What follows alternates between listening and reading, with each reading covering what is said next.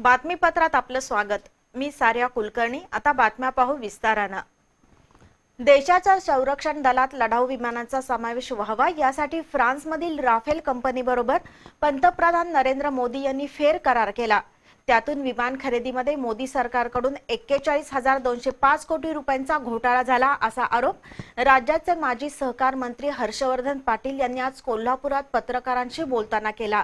या घोटाळ्याचा पर्दाफाश केल्याशिवाय काँग्रेस पक्ष गप्प बसणार नाही असा इशाराही त्यांनी यावेळी दिला।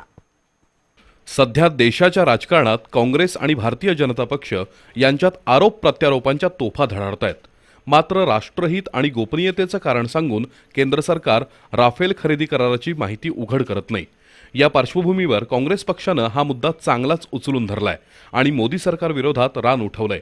तत्कालीन पंतप्रधान मनमोहन सिंग यांच्या काळात केंद्रातील काँग्रेस सरकारनं फ्रान्समधील राफेल कंपनीबरोबर 126 लढाऊ विमानं खरेदी करण्याचा करार केला। यावेळी कंपनीनं दिलेली किंमत जादा असल्याचं सांगत डॉक्टर मनमोहन सिंग आणि त्यावेळचे केंद्रीय संरक्षण मंत्री ए.के. अँथोनी यांनी 3 वेळा चर्चा करत विमानाच्या किमती कमी करण्यास राफेल कंपनीला भाग पाडलं।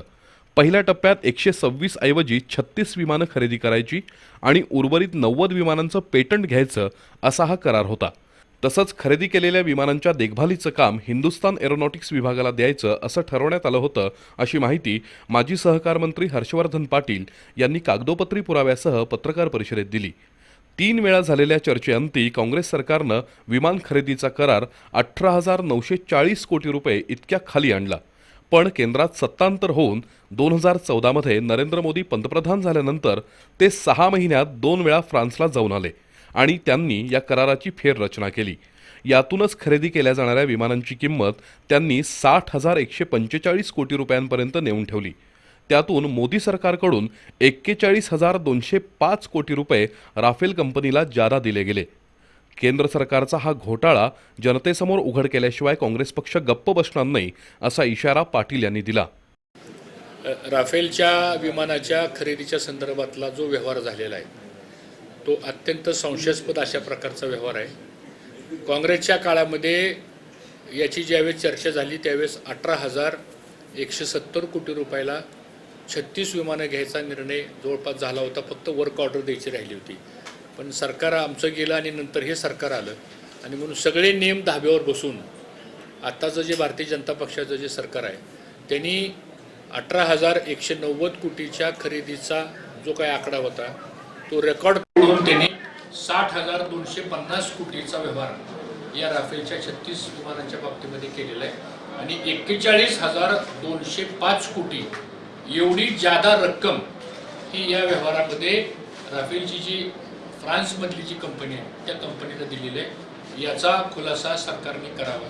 राफेल कराराची मोडतोड यशस्वी झाल्यानंतर मनोहर पर्रीकर यांची संरक्षण मंत्री पदावरून उचलबांगडी करून त्यांना पुन्हा गोव्याच्या मुख्यमंत्रीपदी पाठवण्यात आलं असंही हर्षवर्धन पाटील यांनी नमूद केलं। खरेदी केलेल्या राफेल विमानांच्या देखभालीचं काम आपल्याच देशाची संस्था असणाऱ्या हिंदुस्तान एरोनॉटिक्स विभागाला देण्याचं करारात निश्चित करण्यात आलं होतं, पण मोदी सरकारनं त्यालाही बगल देऊन हे काम अंबानी यांच्या कंपनीला दिलं। 30,000 कोटी रुपयांच्या देखभालीचं कंत्राट अंबानी उद्योग समूहाला देण्याचं कारण काय असा सवाल हर्षवर्धन पाटील यांनी उपस्थित केलाय। रिलायन्स डिफेन्स प्रायव्हेट लिमिटेड नावाची कंपनी ज्याचा जन्म 12 दिवसापूर्वी झाला आणि त्याला लगेच हे 30,000 कोटीचं मेंटेनन्सचं कॉन्ट्रॅक्ट त्याला दिलं, ज्याला कुठला अनुभव नाही, ज्या कंपनीला कुठला प्रोफाईल नाही, पण अशा कंपनीला तुम्ही का दिलं याचाही खुलासा या माध्यमातून सरकारने आम्हाला करावा। अंबानींच्या कंपनीत शेजारच्या शत्रू राष्ट्रांची विमानं दुरुस्तीला आली तर मोदी सरकारची भूमिका काय असेल असा सवालही हर्षवर्धन पाटील यांनी उपस्थित केला। या पत्रकार परिषदेला काँग्रेसचे जिल्हाध्यक्ष पी.एन. पाटील, शहराध्यक्ष प्रल्हाद चव्हाण, महिला शहराध्यक्षा संध्या घोटणे, महापौर शोभा बोंद्रे यांच्यासह काँग्रेसचे पदाधिकारी आणि कार्यकर्ते उपस्थित होते।